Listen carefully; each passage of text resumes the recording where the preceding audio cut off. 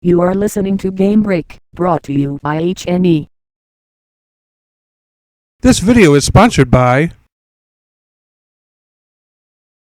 the Naruto Shippuden Ultimate Ninja Storm series began its story at the beginning of the Naruto Shippuden television series. Along the way, each game gets a little further through some of the major story arcs. This is the fifth game in the series, and it stalls inside of the same ninja world war as the previous game. The Kage are fighting Madara, Sasuke is trying to discover the truth about why his clan was destroyed, and Naruto is attempting to free the tailed beast from Obito.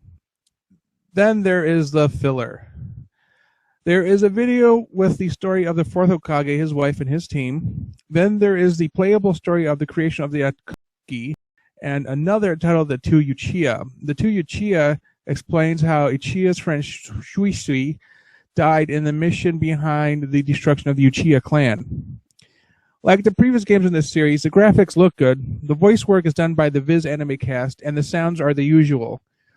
Also, like the previous games, the moves get repetitious as they do not require a lot of strategy to fully utilize. It is essentially a button masher as repeated hits to the same buttons produce combos. Players need to be able to see the patterns in the combos to find the gaps in which to turn the tables. New to the game are methods that teams can utilize to create at least a little bit of strategy. They can focus on ultimate jutsus, support, or awakenings. In the previous games, the characters were typically one type or another. Via this method, more strategies can be employed. Plus, true awakenings are more easily accessed. They allow for certain characters to transform into their tailed beast forms. If characters are compatible in some way, ultimate combo attacks can be deployed. The animations for those attacks are superb. The online mode features of this game are the typical one-on-one matchups with a few variations. As always, players can compete casually or ranked. There are also a lot of customization options, more so than in the previous games. What is not typical is the story mode. The player chooses a character and roams around an island competing in tournaments and meeting certain goals. Doing so unlocks characters and areas, some of which carry over into the online mode.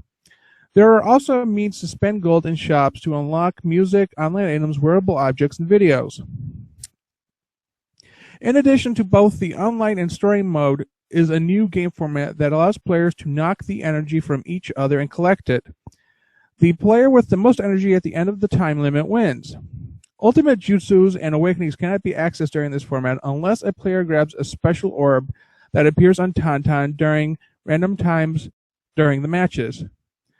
As the fights increase in difficulty, new features and obstacles appear that change up the play in hopes of keeping it interesting. The updates in the game's roster and some of its new features make it worth the purchase. There are over 110 playable characters. However, if one seeks to get an advanced peek at the story arc in English anime, they will be disappointed. To read more in relation to what was covered in this segment, previews, reviews and other game-related articles, log on to www.haslage.net.